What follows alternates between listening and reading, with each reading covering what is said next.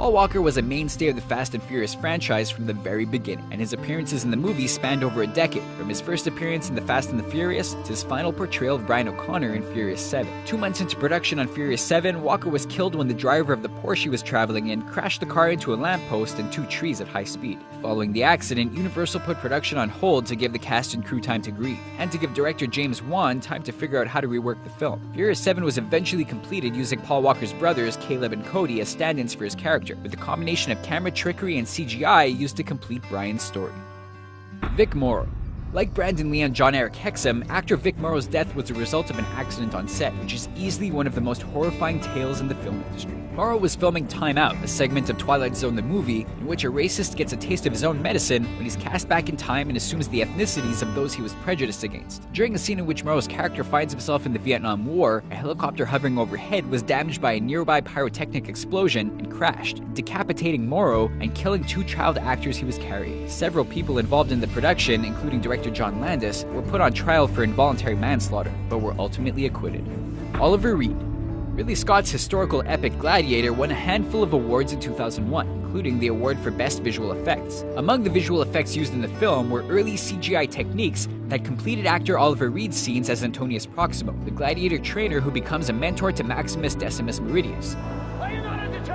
Reed died of a heart attack towards the end of filming, and his character's fate was rewritten so that instead of surviving, Proximo sacrifices himself in order to buy Maximus time to escape. To complete his remaining scenes, a body double was used and a CGI mask was placed over the body double's face to create the illusion of Reed being present. It was an Oscar-worthy effect, especially for the time, and a powerful final role for Reed. That was nuts. John Ritter.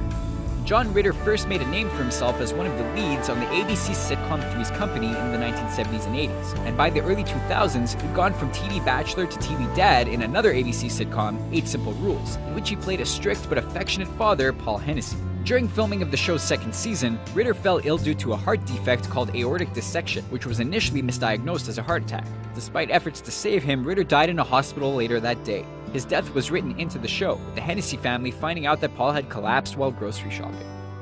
Bela Lugosi. Bela Lugosi starred in some of the most famous horror movies ever made, including Dracula, White Zombie, and The Black Cat. But he died while filming one of the most infamously terrible movies ever made, Ed Wood's Plan 9 from Outer Space. Well, actually that's not completely accurate. Lugosi had been filming various random scenes with Wood for other movie projects. In order to complete the scenes, Wood hired his wife's chiropractor, who had no acting experience and didn't even look like Lugosi, to stand in for the famous actor by holding a cape over his face. It's a bit of a far cry from the technical wizardry that made the completion of Furious 7 possible, but it's also one of many quirks that makes Plan 9 from Outer Space so memorable. Marilyn Monroe.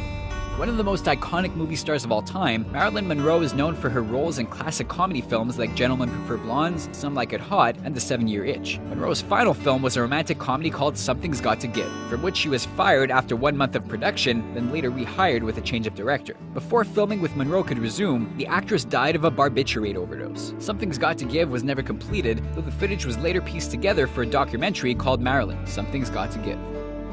Philip Seymour Hoffman.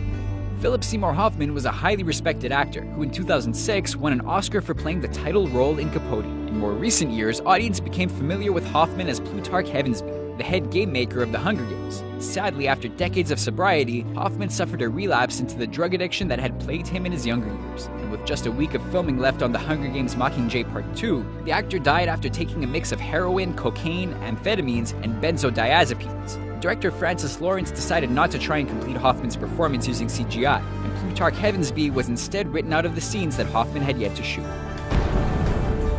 These are just a few of the more memorable instances of actors dying midway through production, but there are more examples out there. Let us know in the comments which actors you miss most, and don't forget to subscribe to our channel for more videos like this one.